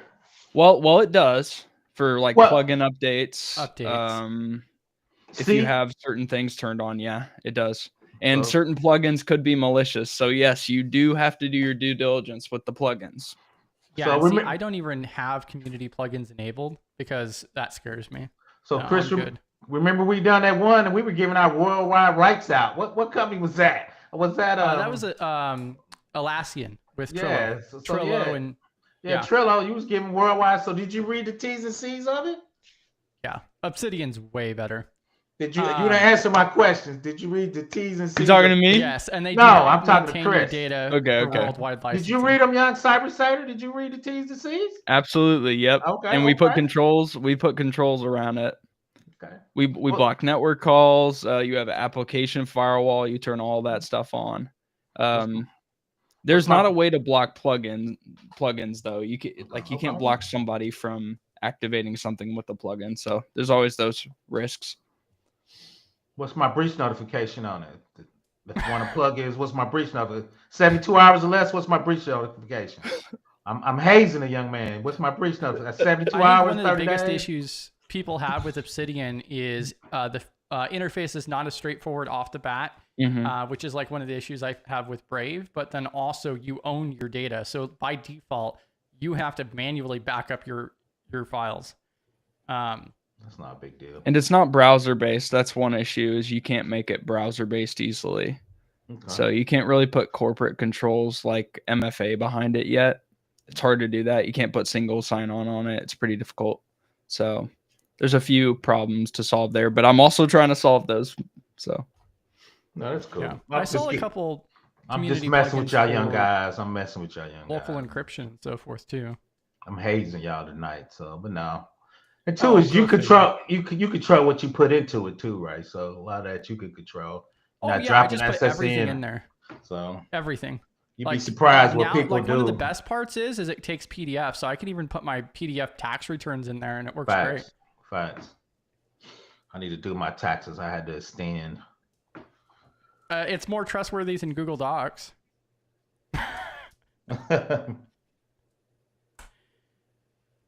Come on, PBO, get converted over. Shit, I just went to OneNote. I thought I was doing something. What do you mean? What did you use before OneNote? Notepad? Yeah, Notepad, man. I'm old. I was doing it in Word a lot. Because you gotta remember, a lot of times when you do an assessment, they want to put it in Office 365. They want to tag it. So that's more into that ecosystem, right? So that's kind of why I stay in that, right? So like we were talking about, now I can tag it. Now I can figure out who can see it, right? So then in there, like cybersecurity, we can get our file structure and our architecture. Then we can link that to our Active Directory to see who sees what. And it makes it a lot easier when you in the Office 365 ecosystem, which is Word. Most of that stuff is Word. So yeah, and then Regine mentions the occupational safety. I think it's just an important thing to note, and it closely coincides with everything else too. I feel like it's kind of overlooked far too often, and especially from a risk management standpoint. Like my background is in labor, and there is a massive gap there. I've worked at organizations where they take cybersecurity into account, but they don't take actual personal safety into account. So yeah, and there's that also coincides with the compliance factor for regulations as well. Cam also mentions high trust just give no ish about your physical selves. Yeah. Facts. Well, and that's common too. Like we have the regulations, but if you guys look at the OSHA regulations, it's really just a massive framework of like 10,000 controls based on what industry you're in. That's all it is. It's if you actually look at the regulations for it, it looks very, very similar to like the 53 doc or one of these other frameworks. They have these requirements and you have to go through and meet those. The difference is it's a regulation, so you don't really have a choice, or at least you shouldn't. No tailoring out 90% of it, PBO. Say that again? I said no tailoring it out 90% PBO. Got to tailor, man. Shout out to Taylor, man. That's how we make our money. I've heard about people tailoring out the 53 to like 40 controls. I would fire their ass on the spot. They're tailoring out 40. Brexy is the local, Edge and Notepad. Shout out to Brexy. Yeah. Yeah. I don't think that deserves any more airtime. Poor Brexy. Accidental voice to text. I'm not sure where that part came in, to be honest with you. I do like the that is actually something that I wanted to look at with Obsidian, because I do use AI conversational. That's like one of the biggest purposes I use it for. And it would be really nice if the recording feature in Obsidian had transcription, which, considering like Whisper AI out there is open source, you should be able to set up some type of plugin for that, to where it auto converts the MP3 into, you know, text after it's recorded. But Are you saying during like an AI conversation? Well, not necessarily during an AI conversation, but like I can go through and record an audio and then have Whisper AI auto transcribe. Okay. What I do usually is I use Gboard, Google Keyboard. I wish there was a better one that did this, and I just hit the microphone button. Privacy and security here. Yeah, I know. I hate it because there's not a real-time keyboard yet on the phone that as you speak into it, it's typing. It waits for you to finish talking, and then you see the sentence. Like I haven't seen many tools where, and maybe that's like a business idea, you can make a keyboard where it's just a microphone and just hold a button and it types as you talk. Like that wouldn't be a bad business idea right now. I personally like it. It's easier for me to talk than it is to type. I mean, I have a pretty good typing speed, but also like, I mean, that's a lot of typing. Yep. So what I see is a lot of times, because I used to do a lot of call center work, they text those recordings, use AWS Comprehend, then they go through the text and see, okay, did somebody say social security number, did somebody say something they want, then they go through that as kind of an automated way to go over the conversations with the customer. So I see that a lot.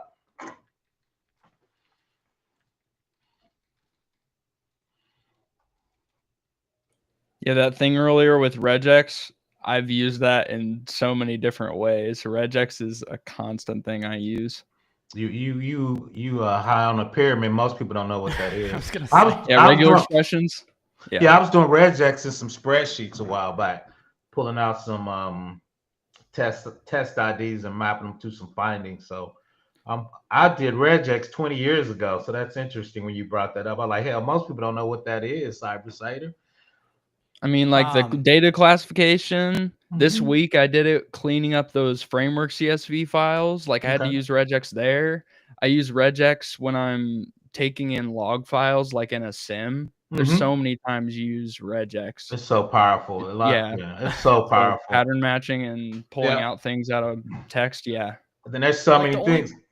Because the only time that I've used it in modern history is in Notepad++, and then especially the last couple of years, like instead of going to Reddit, I just use AI and have it generate it for me. Like I have not spent the time to learn it.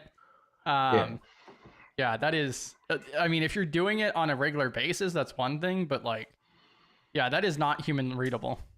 Yeah, because we were using it looking for people doing a telephone number correctly or SSN or different things to make sure that format's right, so we can have consistency in the database or whatever we were trying to do. So we use it more to catch errors, right? If it wasn't in this format, throw it, because that is the company format. So that's what I usually or matching it to pull it out a string.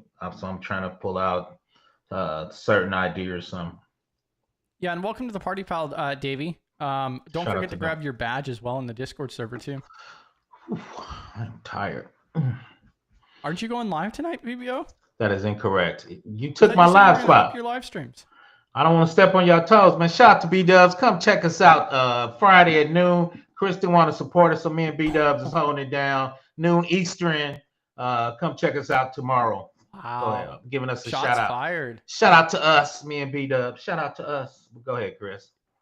Oh yeah, no worries. Yeah, and so I think the AMA is going to stick around. We'll just pass it over to PVO to run the AMA every week. No, you have to pay me. I got to do my own channel. I got to get back monetized so I can get the barbecue fund restarted. Hey, we could dual stream it. I might start, because I got to try to get those. I think it's 3,000 hours now instead of 4. So I don't know. When I first did it, it was 4,000. Yeah, 3,000 for the small tier, and then 4,000 watch hours for the creator tier. I still think I got 2,100 for my last. So I just need to start doing going live every day. I just don't have that type of energy anymore. Come on, Got If this. I was long like you and Cyber, I might go live every day, but PBO got to take a nap. Data or data? I can't even say it now. They threw me out. Data. Data. Data. Which is it, PBO? I just call it data, man. We could do a vote. I've never heard data. I know I messed it up. I think I read too much into it. I started phonetically trying to say it when I saw that. Shout out to Cam. That's true. I usually don't start for another half an hour. Yeah, I was gonna do master service agreements for third-party assessments. That's where you and legal get together to figure out the security requirements you're gonna put on your third-party vendors. So what does that look like? So that'd probably be my next live stream. I'm doing Tuesday. I'm doing AWS landing zone. That's where you automate your organizations with account vending machines, and the governance part of that is you can put like a cyber. I can say this data that's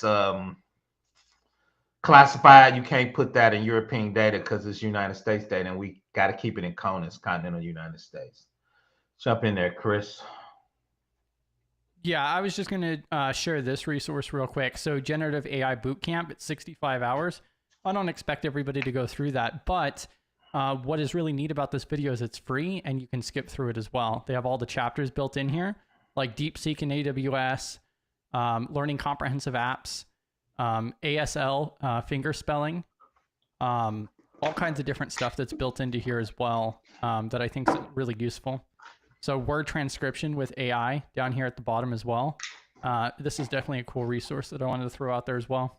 Shout out to Andrew Brown. He has a lot of free good courses, man. He's got an AWS. Oh, yeah. He's got a lot of good free courses, and they're long. They're like 30 hours. So shout out to him. He's got a lot of courses out there, especially for certification stuff. Yeah, exactly, Cam. Yeah, Cam's on the right track here. Yeah, another half hour before your start time anyways. We could just, jump on over to your stream. That's why I'm tired today, and I did it on Tuesday, and it's Thursday, and I'm still tired, man. I'm getting old. I'm getting up there, man. My kids. I've got to drop, but it was good talking with y'all.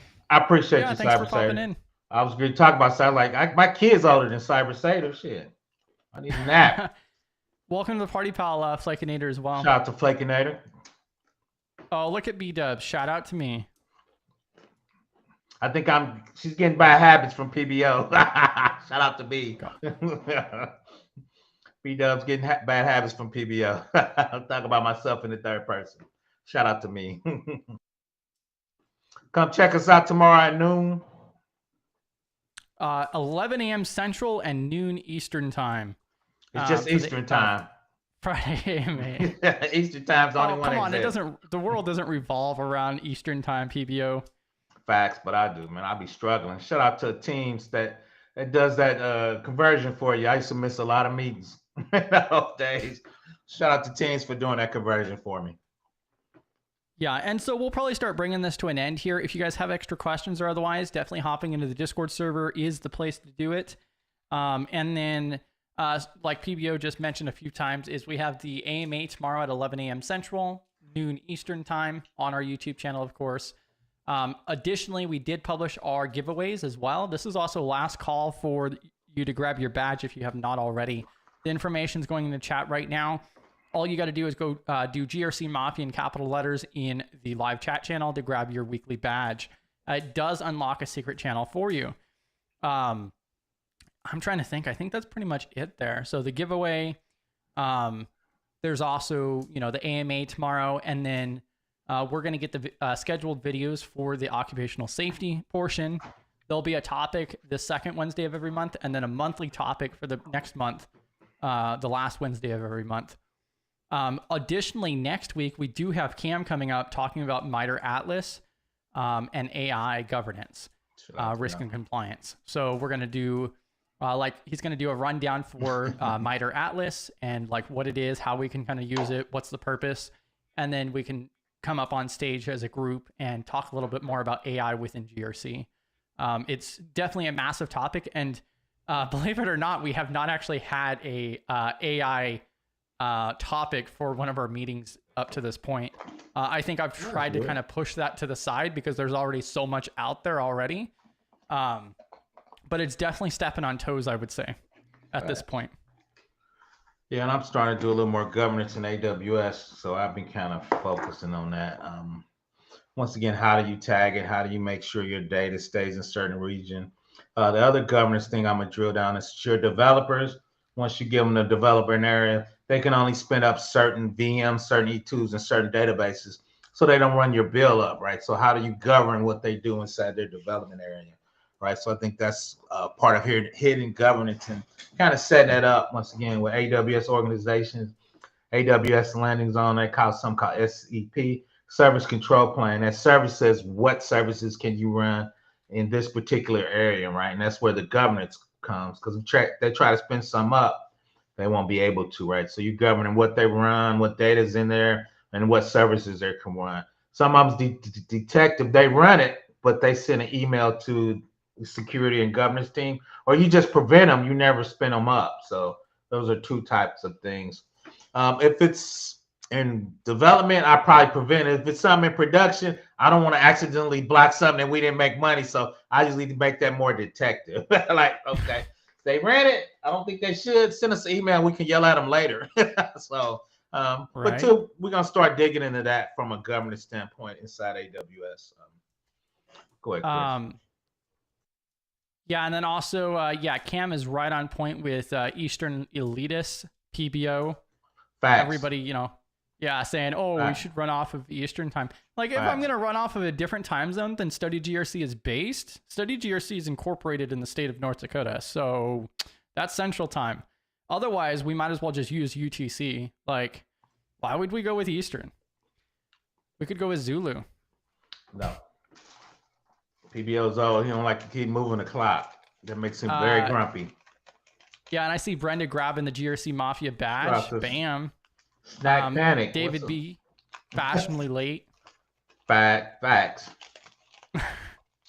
He's Mr. All Around. I was pigeonholing him in the sock, so I want to give him his due. He's all around assessor. So I want to give him his due. CMC, NIST, HIPAA, High Trust. I'm trying to think what's else up there.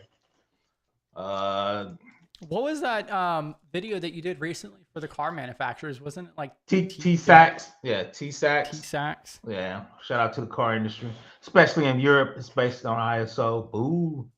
Oh, boo is boo. It's based on ISO. Cam over here just uses AI to draw people in to present an awesome opportunity for a timeshare. Facts. That's funny. I've never bought a timeshare. I know a lot of people have done it and they're trying to get out of them. So. Right. I've been trying to, get a hold of you regarding your vehicle's extended warranty. Oh, facts. Look at that. I knew he would. I was waiting for you to join in. That's because I gave him a compliment. I gave him a compliment. He came up. I gave him a compliment. He had to come up. Mr. Worldwide. Mr. Worldwide assessor. I don't want to pigeonhole him. He tried to get PBO online. He was just I thought he was just a sock guy. I was pigeonholing him. Did you see how bad I butchered High Trust earlier? So I want to personally apologize to you, Dave, that I was pigeonholing you, man. So I don't. When PBO's wrong, he's big enough to apologize. So. Well, I appreciate that. I respect you a lot, man. I'm glad that you can see those things. Hopefully, everybody can see those things, right? Facts. No, I missed that, Chris. You butchered it. What happened? Oh no! Don't worry about it. It's fine. We'll get that trimmed up and everything else. Caps and gaps and how it's different for R2 compared to I1 and E1. Well, those caps and those gaps, they go a long way. Some clients are very, very particular, and I get it, man. But if you have a cap and a corrective action plan, if you have it 1 year and you take it to the next, that's for sure on, like, say, your readiness, that you're going to be hit up to address that right off the bat. Facts. They want to make sure. Yeah. I've done that before and been yelled at. Go ahead, Chris. I've done that before. My confusion earlier when reviewing that assessment handbook for High Trust is the scoring is different for the gaps and caps. So a score of 80 for the E1 and I1 or whatever, and then a score of 71 for the R2. And I don't understand why it would be different. Now, I did go through and print that out into PDF and uploaded it to AI and asked AI, like, why the hell is this different? And it basically told me that, oh, well, the difference is that the scope is more broad when you're doing R2, and therefore the threshold is lower. It's reduced from 80 to 71 for the caps and gaps. I just thought it was really confusing that they would lower the standard for the R2. I can't speak on that one, Chris, because luckily I haven't had to run into that yet, so I apologize. But I think no worries. I think maybe because of the depth and breadth of it, that's the only thing I can think of, right? Is like how much, maybe all the other compensating controls. That's basically what AI said, is that because it has to account for the policies and procedures and everything else, is the R2 is way more extensive and broad, more encompassing of the entire organization, whereas the other two are like the bare minimums, the basics. Like, let's just get this in, and the scope is not as broad. It's not as granular, basically. So, hey, you just, competed with Super Grok. Yeah, that's what I'm talking about. I mean, I'm damn sure not as smart as that, because I spent the last hour and a half trying to do some XLOOKUP and some magic with Excel. God, I know we love some Excel, but we got something in the works. I can't speak on it yet because I haven't got to play with it. But when it does, it's a platform that I'll be allowed to talk about, and then I want to present it to you, Chris, and get your take, because you're actually, I'm not Mr. Worldwide. You're more Mr. Worldwide on all that stuff, man. I see the way you look through those manuals, like you found your love of your life or something, man. You look through those things so fast. It's an addiction. NIST is gonna have to like do a some type of court order, like yeah. I'm just saying. They're gonna send PBO to your door with some handcuffs. Say, Chris, we're gonna need you to put down those manuals, man. No, man, I'm enjoying it, man, because I don't have to do it. I'm letting Chris do it. I used to let me know, because I actually did some XLOOKUP if you need them, Dave. I was doing XLOOKUP from multiple pages. I was doing there was a finding with a test ID, and the test for that was in another spreadsheet. So the test finding I looked up with the test row, telling them what they should be cutting on and off. So that's what I did with XLOOKUP. It's like XLOOKUP, but it brings the whole row of that other sheet over, which had the check, the find the control, what you should do, what the test for, and how to especially check it. So that's what I was doing at XLOOKUP, because it brings the whole row over. Right. And so no, I think, is that Raina on there that said she likes Excel? Yep. Facts. It's not the basic XLOOKUP. I was using the basic XLOOKUP and it was doing the goal until you hit like a blank space or something, or I was trying to copy paste into areas where I was filtering, and let's say I had 120 items that I needed to paste in there, but there was 150 because of all the blank spaces. So I just removed the blank spaces, but I didn't delete them. So I just hid them. And then when you go to paste it in, it's like, no, it's only here. And I'm like, no, you're putting it in the wrong. So, I mean, I had so much fun going back through. And as much as I use Excel, there's so many different things that you can do. I was telling Chris about it last night. I don't know if you jumped off PBO, but we have our own little workbook that we use for the high trust engagements. And that and PCI, Chris, I'm telling you, have you ever seen 30 tabs and they like at least 10 to 15 of them talk to each other? I have. That sounds like a problem. My only problem with that is, and because I'm a ex-programmer, is y'all doing shit that should be in a database now. I mean, y'all write programs in Excel. When you start doing 100, I'm like, dude, that needs to be at least into Okay, now to be fair, you can connect Excel to a database. Why? It's not meant to do that. Yeah, we doing shit with like Excel. Microsoft Access. Yeah, but to me, it should go on Microsoft Access. But Office 365 has so many other tools you can use. But I think a lot of stuff we doing, I'm like, dude, you doing all that calculation speed in a 1030, that should be in a database, man. We doing too. So So that's what I'm trying to bring about. That should not be done in an Excel sheet. Because then the next thing you know, you're trying to run trends on it. I'm like, dude, you can't do that shit in a spreadsheet. Go ahead, Chris. 100%. You look I like you're agree. thinking, Chris. I got him thinking, but yeah, I'm a programmer, so I'm like, dude. Once I start doing 30 tabs, I'm putting that in a database, man. Well, because I could see the application still. Because when you really look at Excel, and the reason Excel is so popular is because really it is a SaaS product, and you can connect it to a database, including MySQL. Actually, Yep, 100%. Um, Just because you should, just because you can, don't mean you should, though. But go ahead. So you could look at it as, oh, you know, we're going to connect it to this database that's offsite or in the cloud or whatever the hell, and we're going to use this as a database viewer, basically. I have no security in Excel spreadsheet, man. None whatsoever. So now y'all doing all this. Secure your device? We keep it local, man. We keep it local. Oh my Yeah, God. yeah. David. Then what happens? Y'all start emailing the spreadsheet all around the damn planet. We don't. Okay, that's rare. It's all in Teams. It's all in SharePoint, baby. Shit. That's the same shit. Y'all sending links. So my thing is, after you gonna do all of that, so but don't get me wrong. Stroke. Most people do that. I'm not saying y'all no people doing it, but for me, after I look, I'm like, dude, this goes into it because you have so many more options inside of a database. So, but so look, just to, I'll make this point quick. That when we pull down stuff from some MyCSF or High Trust, right? Chris can attest to this.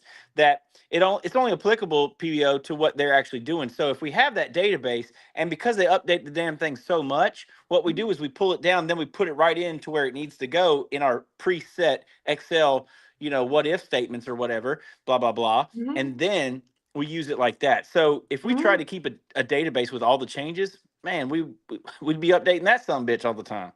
But you got to remember, inside a database, if you do it right, all those same calculations are in the database. It's just doing them on the fly. They're just not an Excel spreadsheet. All right. Well, you come work for us, PBO. But don't get me wrong. I see everybody do it like that. So I mean, you're not alone. It's just like, dude, once you get to a certain, like, that goes in a database. Well, and what if somebody F's that up though? What if one person messes up our database somehow? I know we have backups, but I'm just saying, but if it's an Excel and it's only applicable to that client for that year, you know what I mean? Like that engagement, it's just them. It's the same thing inside my database. When I copy my client IDs in there, so that calculation is just for that. Then I could copy to another client and use those same calculations. And the only thing is different is the client ID. So I can put up. But once again, I programmed for 15 years. So I just, after a while, I'm like, dude, this is too much. Because I could be the dude, which I've done. I fucking copied something in Excel and effed up the whole damn spreadsheet, and can't nobody figure out what I done. So I'm that guy, man. But go ahead. But PBO, that's also the reason for backups and everything else, and Control Z. It is. But also, like, looking at the cost too, it would be more cost effective to build it out in Excel and to hire a developer, maintain a servers. And then you also have that risk of having it in the cloud because it'd be way more expensive to have it on-prem these days. For me, and like you said, maybe how different is, when I see those spreadsheets, then this guy wants to see it, like you said, or everybody's going to that part of shell, in the SharePoint. So for me, he started moving around. I'm like, dude, like you said, there's pros and cons, and y'all might be right. I just think when you get to that level of complexity, that level of database, and two, inside of Excel spreadsheet, I can't trend that data. Because a lot of times, like you said, I want to see your findings from the last four quarters. So I can see the trends up. That shit's hard to do in a spreadsheet. It's called pivot tables, baby. Yeah, but you got to say that, I pivoted, but two is, it seems a lot more complicated. We don't put the evidence in there. I don't know if I didn't make that clear. We don't just the wording so that we can copy paste it later. Where's the findings at? The evidence itself or the findings? Sorry. The evidence that goes. Well, we keep those in separate folders. I can put out all in one database and now in one central location. Now you got to keep. So now you got shit all over. Failure? That's what I'm hearing. We got backups, man. It's a database. That's why you have backups. Breach? Man, this number one copy is when you do a backup, it's encrypted. But we can talk about that another thing. It sounds like we need a stream for this, PBO. No, I just think I'm like years ahead of y'all. That's all. Shout out to me. I know spreadsheets, but nah, go ahead. But most people do it that way. No spreadsheets, just pivot tables. I can pivot with the best of them. So pivot tables for the win. I just think, like I said, when I see, and I think Dave was talking about, I see these monster complex spreadsheets. I'm like, dude, that should be in a database. PBO Mike sells default to Continental cyber stepping their game up at my company. So I don't know. That's something I've just been talking about. I think I'm kind of out there. PBO's gonna have nightmares tonight. Oh no. I'm always been do a stream. Excel or databases? I'll fight you over one of them. No. I was telling my neighbors this. PBO's too old to argue. I give people advice. I can do it in Excel or I can do it in a database or a spreadsheet. Most people are more comfortable with spreadsheets. I know that. And most people understand a spreadsheet. Shout out to man. Most people don't know SQL, right? I can SQL the best of them, right? So I can do those calculations in a SQL statement and spit it all out. PBO and his developer background. So shout out to me. But no, you reach that top tier level when you provide recommendations and don't argue.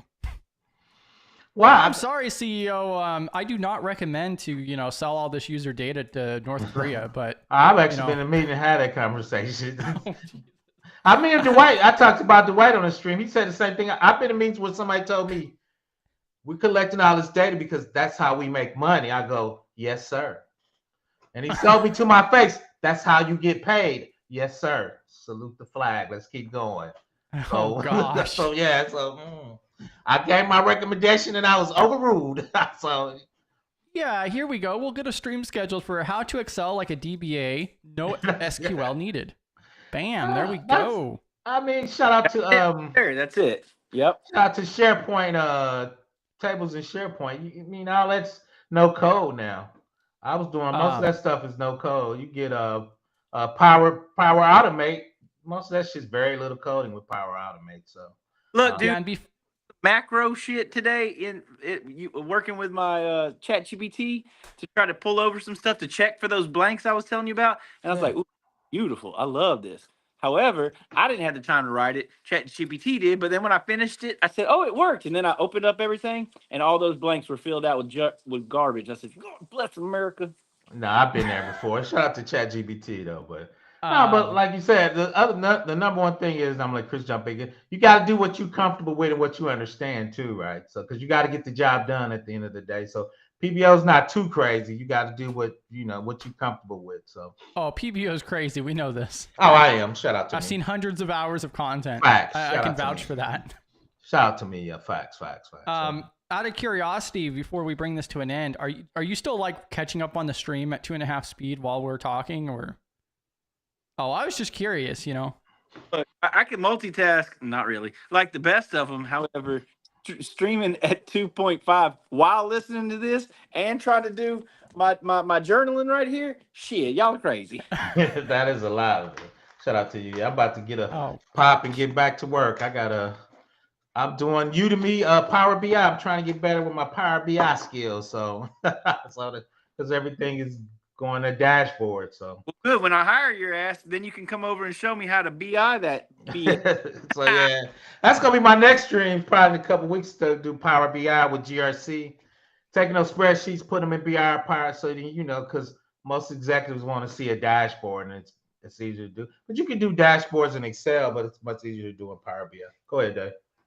Say before I let y'all go too, and before we all go, is there was a guy that just did something on Excel in Black Hills, and he did some search. Oh, we're awesome. Did you see it, Chris? Yeah. The, security and spreadsheets. Yeah, basically like incident response. I think that was Patterson, wasn't it? Patterson Cake. Yeah, I saw it. It was freaking amazing.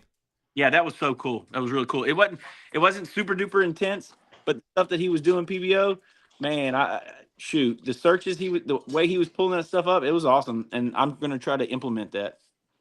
That's cool. Shout out to Cyber Saturday. We were doing Regex inside Excel, so I'll probably talk about that. Then with the XLOOKUP to other sheets, bringing all the data over. Then to be honest, that class real quick and see when that's gonna finish because I know that's what Chris is gonna say. For what class? My class. I need to get Oh, back on for Dr. Ozier fired me. I'm tired. I've been easing come back on, into it. PBO, you got this. That's I've been, honestly what like one of my biggest confusions is with the sister companies of Black Hills and Anti-Siphon. I always get confused between the two because sometimes they have it on Anti-Siphon, sometimes they have it on Black Hills, so then I have to check both of them to find it again. But I know which one you're talking about, and it was a really good one too. Oh yeah, here it is. Improving. Yeah, this is the full one right here.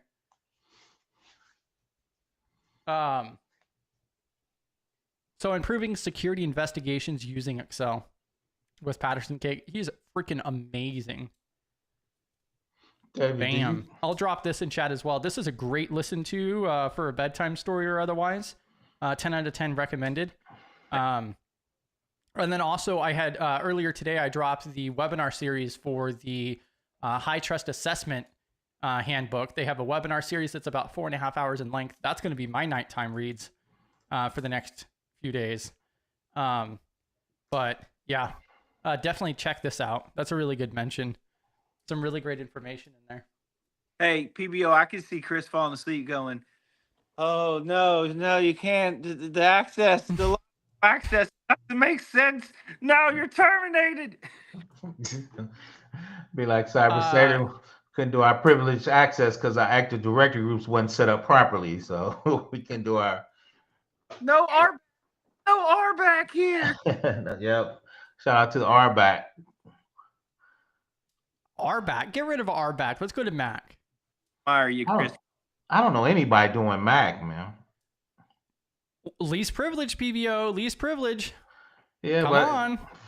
The management side of it is absolutely horrible. I understand. That's right. Yeah. So I've just always seen rollback. I've seen Mac in a small project, I think at DOD, because it was like damn near top secret. Then they figured out my security wasn't right, so they kicked me off the project. I'm like, dude, I don't have top secret. I don't have top secret. I got a knack. Yeah. I need to like develop my like fascination hit list because like company culture is really fascinating. And then also like least privilege is another big thing that I see a lot of organizations failing at. And that's like one of my, pushbacks on RBAC is because for an example, like when I worked sales, I was a pawnbroker for a period of time. And just because I worked at the counter doesn't mean that I should have had access to the safe that had hundreds of thousands of dollars in it. That's a level of least privilege. Like, why do I even have access to that? As a clerk or whatever the hell, why do I have access to delete transaction records? Least privilege issues. You see the same thing in business all the time too. And that's like one of my biggest, that's a huge pet peeve of mine because I look at it as like a very basic best practice. And it's extremely frustrating because it seems like nobody does it, even these massive organizations. And it does make it is difficult to implement properly and manage it. But I think it's a lot easier if you have that as a starting point when you begin these. That's the problem is most of those companies has so much technical debt. I think, and we try to do that at DOD is technical debt. Job functions get those RBAC roles from the different systems, going through there and talking about, okay, what's least privilege about this particular job function? Like you said, if you accounts payable, you shouldn't be doing accounts receivable shit, right? You shouldn't be able to cut the check and cash the check, right? So we try to go through those job functions at least annual and have their supervisors go through and kind of have them talk about that. Y'all be good. Yep. Okay. Catch you later, David. Check you out, man. That'd be another really good stream, PBO. Tomorrow night, let's go live on your channel for technical debt. Well, I mean, it's just debt that you need to, I guess, upgrade to, which sounds easier because a lot of times you break shit. But yeah, I mean, we could talk for an hour about it. Oh, I could talk an hour about anything, shit. But real quick though is from a GRC perspective, the check is you need to be on the latest or next latest version, right? A lot of times we have technical debt. You're not on the correct version because you can't upgrade because you would break something. So the GRC. Would you consider that a change management issue? No. The reason it's not a change management issue is they could want to change, they just can't do it. Meaning we're gonna need to upgrade this software, this database, this library, right? So you got to do all that change together. They know the change, but if they upgrade this database, it might break this older application. So we need to decommission that before we can do the change management. Yeah. Right? Change management knows it needs to be changed, but the technical debt's stopping them. Once again, we can't upgrade the database because this old application out there that we've been using for 20 years, it's gonna break. So how can we decommission so we can do the right thing? So that's how the technical debt becomes debt. And once again, change management knows they can change, they just can't.